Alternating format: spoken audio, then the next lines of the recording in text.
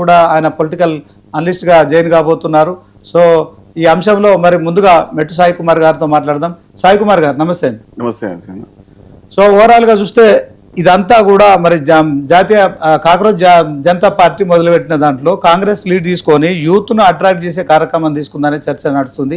ఏం చెప్తారు? అంటే ముఖ్యంగా భారతదేశం దాదాపు 50% పైగా యువకులు ఉన్న దేశం. ప్రపంచవ్యాప్తంగా రాజ్యాంగబద్ధమైన చాలా పెద్ద వ్యవస్థ.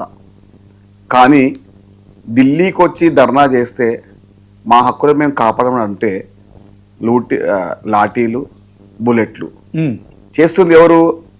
2014, 2019, 2024 సంవత్సరంలో యువత యొక్క ఓట్లు తీసుకొని అధికారం చేపట్టిన బీజేపీ పార్టీ.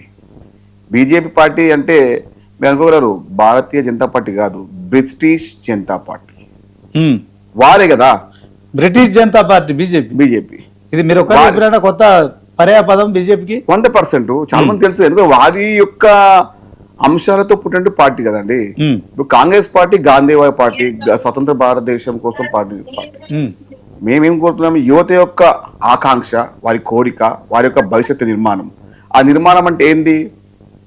వారి యొక్క వ్యవహారం అంటే ఏంటంటే, మనము మన తల్లిదండ్రులు, మన కుటుంబము, మా తమ్ముడు ఇంటర్ పాస్ అవుతాడు, మా చెల్లె డిగ్రీ పాస్ అవుతుంది, మా కొడుకు డాక్టర్ అవుతాడు, మా ఇంకో అక్క వచ్చేసి నీట్ ఎగ్జామ్ రాస్తుంది. కానీ వీరు లీకేజీ అని చెప్పేసి చేసి తద్వారా 21,70,000 పైచిలకి ఒక విద్యార్థుల భవిష్యత్తుని నీల రాసేసి ఇప్పుడేమో చిల్లర మాటలు మాట్లాడుతూ ఉన్నారు.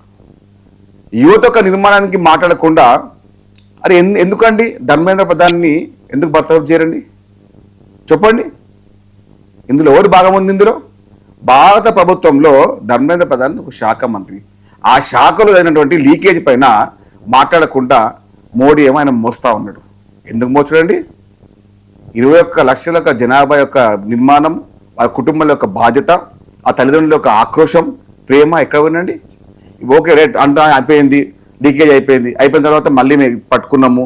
ఎవరు పట్టుకురండి? ఎవరు వాళ్ళు? ఇలా సుతదాలు ఎవరు పాతారు? చెప్పరు. మేము చేసిన ప్రతి మాట కరెక్ట్.